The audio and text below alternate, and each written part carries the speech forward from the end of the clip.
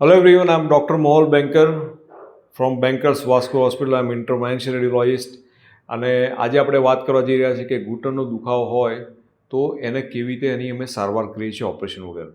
ઘૂંટણનો દુખાવો એ બહુ જ કોમન છે આપણા સોસાયટીમાં કે આપણા ફેમિલીમાં કોઈને કોઈ મેમ્બરને ઘૂંટણના દુખાવાથી હેરાન થતું આપણે જોતા જ હોઈએ છીએ. અને આ દુખાવાને કારણે શું થાય કે જેમ બેસવામાં, ઊભા થવામાં, ચાલવામાં અસહ્ય દુખાવો થાય, એક્ટિવિટીમાં લિમિટેશન્સ આવે. ઘણીવાર મેં જોયું છે કે પેશન્ટ ઊભા થઈને કંઈક ચાનો પોલો લેવો હોય તો પણ એને દુખાવાને કારણે અવોઇડ કરે. આ બધાને કારણે ક્વોલિટી ઓફ લાઈફ ઘણી બધી ડિટોરેટ થાય. સો કરવું તો કરવું શું? મોટા ભાગે જ્યારે ઘૂંટણનો દુખાવો હોય અને કોઈ પેશન્ટ હોય તો એ ડૉક્ટર પાસે જાય તો સૌથી પહેલાં શું આપે છે કે કન્ઝર્વેટિવ ટ્રીટમેન્ટ આવે. કન્ઝર્વેટિવ ટ્રીટમેન્ટમાં શું હોય કે થોડીક મેડિસિન્સ હોય, આઈસ પેક હોય અને ફિઝિયોથેરાપી હોય.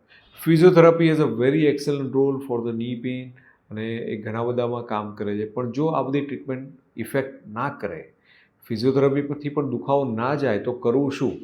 અલ્ટિમેટલી પેશન્ટને એવી એડવાઇસ મળતી હોય છે કે તમે હવે ઘૂંટણના સાંધાનો ઓપરેશન કરાવી નાખો.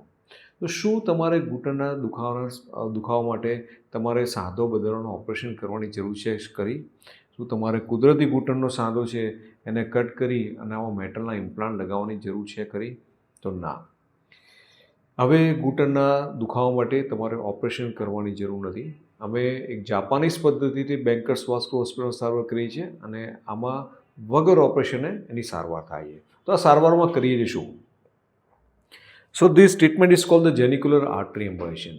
જેનિક્યુલર આર્ટરી એમ્બોલેશનમાં કરીએ શું? તો જેમ આપણે હાર્ટની એન્જિયોગ્રાફી સાંભળ્યું છે એવી જ રીતે આપણે ઘૂંટણની એન્જિયોગ્રાફી કરીએ છીએ. આ ઘૂંટણની નળીઓ છે જેનિક્યુલર આર્ટરી, એમાં સ્મોલ માઇક્રો કેથેટર લઈ જઈ અને આ જે સોજો છે એ સોજાની જગ્યાએ સ્પેશિયલ એમ્બોલાઇઝિંગ પાર્ટિકલ આવે. આ પાર્ટિકલ ત્યાં ઇન્જેક્ટ કરી અને શું કરીએ કે આ પાર્ટિકલ્સ જે ઘૂંટણનો વા માટે, ઘસારા માટે સાઇટોકાઇન્સ નામના કેમિકલ રિલીઝ થતા હોય એની રિલીઝ અટકાવે અને રિલીઝ અટકાવે એટલે દુખાવામાં ફાયદો થાય.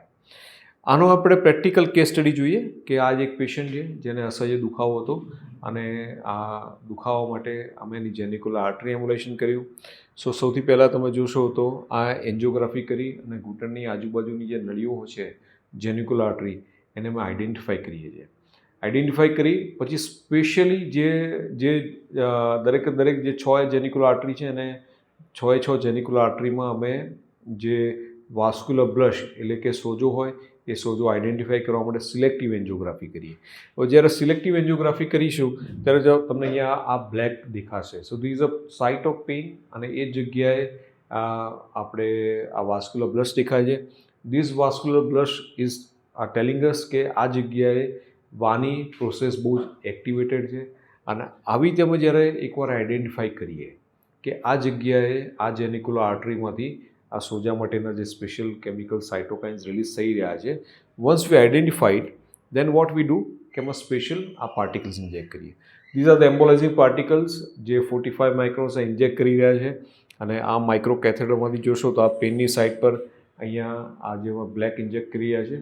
This are the એમ્બોલાઇઝિંગ particles which we are releasing and એને આજે રિલીઝ કરી અને સોજો ઘટાડીએ છીએ. આ સોજો કેવી રીતે ઘટે છે એ પોસ્ટ એમ્બોલાઇઝેશન જે એન્જિયોગ્રાફીમાં જોઈએ. આ પિક્ચર છે પ્રી એમ્બોલાઇઝેશનનું જેની અંદર આ વાસ્ક્યુલર બ્લશ દેખાય છે અને આ એકવાર એ પાર્ટિકલ ઇન્જેક્ટ કર્યા પછી જોશો તો અહીંયા જે બ્લેકનેસ દેખાતી હતી એ જે વાસ્ક્યુલર બ્લશ હતો જતો રહ્યો છે.